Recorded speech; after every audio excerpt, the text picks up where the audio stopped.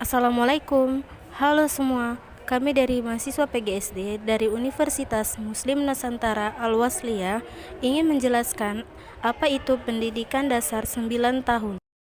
Apakah kalian tahu apa itu pendidikan 9 tahun?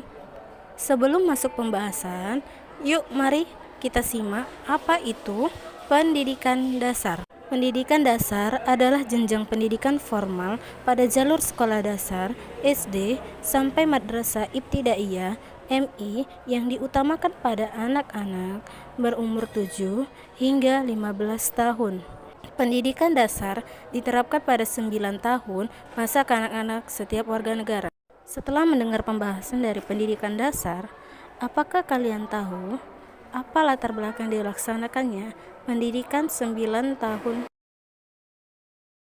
Wajib belajar 9 tahun merupakan program pemerintah yang dilatar belakangi dari munculnya program wajib belajar 6 tahun pada tahun 1984, kemudian pada tahun 1994 melalui Impres nomor 1 tahun 1994 ditingkatkan menjadi program wajib belajar 9 tahun. Program ini mewajibkan setiap warga negara untuk bersekolah 9 tahun pada jenjang pendidikan dasar, yaitu tingkat kelas 1 sekolah dasar SD atau madrasah ibtidaiyah MI hingga kelas 9 sekolah menengah pertama SMP atau madrasah sanawiyah MTS, karena pada pasal 31 ayat 1 yang menyatakan bahwa tiap-tiap warga negara berhak mendapatkan pengajaran. Hal ini mengandung implikasi bahwa sistem pendidikan nasional harus mampu memberi kesempatan belajar yang seluas-luasnya kepada setiap warga negara. Tujuan pendidikan dasar 9 tahun, pemerintah membuat pendidikan dasar tahun pada waktu itu diharapkan dapat memberikan bekal kemampuan dasar bersifat untuk mengembangkan kehidupan sebagai pribadi, anggota masyarakat, warga negara, dan anggotanya umat manusia yang baik. Dari penjelasan tersebut, pastinya kita sudah tahu apa itu pendidikan dasar 9 tahun. Tahukah kalian ada permasalahan yang menghambat pelaksanaan program wajib belajar 9 tahun? Pendidikan 9 tahun adalah pendidikan yang wajib dilaksanakan agar dapat membentuk generasi-generasi yang lebih cerdas dan bersikap baik. Ada beberapa faktor penghambat pelaksanaan program wajib belajar 9 tahun bagi anak usia sekolah, yaitu yang pertama, tingkat pendidikan orang tua. Dengan pendidikan formal yang ditempuh orang tua akan berpengaruh pada kelanjutan sekolah anak mereka. Orang tua yang memiliki pendidikan tinggi akan mempunyai dorongan untuk memperbaiki hidupnya dan keluarganya.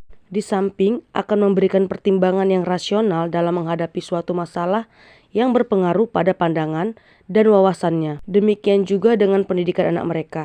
Orang tua akan memotivasi yang besar untuk menyekolahkan anak mereka. Yang kedua adalah tingkat pendapatan orang tua. Tingkat pendapatan orang tua dalam hubungannya dengan pendidikan anak, yaitu orang tua yang mempunyai pendapatan tinggi akan mampu menyekolahkan anak mereka. Sebaliknya, jika pendapatan rendah, maka kurang mampu dalam menyekolahkan anaknya. Rendahnya tingkat pendapatan keluarga berpengaruh pada pendidikan anak, seperti dalam kehidupan sehari-hari ketika seorang anak yang ingin bersekolah, namun karena pendapatan orang tuanya, dia tidak mampu melanjutkan sekolahnya. Yang ketiga itu adalah jumlah tanggungan orang tua. Semakin banyak jumlah tanggungan orang tua, maka berarti dana yang dibutuhkan akan semakin banyak untuk memenuhi kebutuhan hidup keluarganya. Hal ini berdampak pada alokasi dana yang diberikan untuk membiayai pendidikan bagi anak-anak mereka. Semakin banyak tanggungan dalam keluarga, maka dana yang dialokasikan tidak dapat bermanfaat bagi masa depan anak. Yang keempat adalah faktor lingkungan tempat tinggal. Manusia sebagai makhluk sosial dapat diartikan secara umum tempat tinggal orang tua memacu dalam mempengaruhi kelanjutan pendidikan anak mereka. Orang tua yang tinggal dalam masyarakat berpendidikan akan mendorong untuk menyekolahkan anaknya. Sebaliknya, orang tua yang tinggal dalam masyarakat yang tidak berpendidikan atau berpendidikan rendah akan mempengaruhi pula untuk menyekolahkan anaknya. Yang kelima adalah faktor jarak dari rumah ke sekolah. Keterjangkauan yang rendah akan menyebabkan sukarnya suatu daerah mencapai kemajuan. Sebaliknya, semakin daerah itu mudah dijangkau, maka semakin mudah daerah itu mengalami kemajuan. Yang keenam adalah fasilitas jalan. Pembangunan jaringan jalanan mulai meluas setelah kendaraan motor mulai digunakan.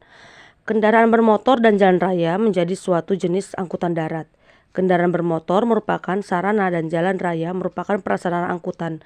Alat angkutan ini berkembang cepat sehingga perannya ikut menentukan perkembangan ekonomi dan perkembangan sosial politik di banyak negara di dunia. Yang ketujuh adalah fasilitas transportasi. Fasilitas transportasi adalah sektor yang sangat penting karena transportasi sebagai sarana seseorang untuk melakukan perjalanan keterkaitan dengan pendidikan anak, bahwa tercukupinya sarana dan prasarana transportasi mempengaruhi anak untuk melanjutkan pendidikannya.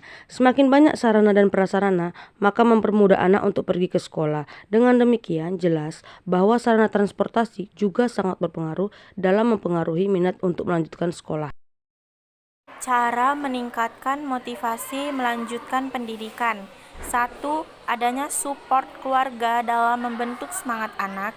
2. Membantu mengembangkan atau mengasah kemampuan anak. 3. Adanya pendukung yang baik di lingkungan.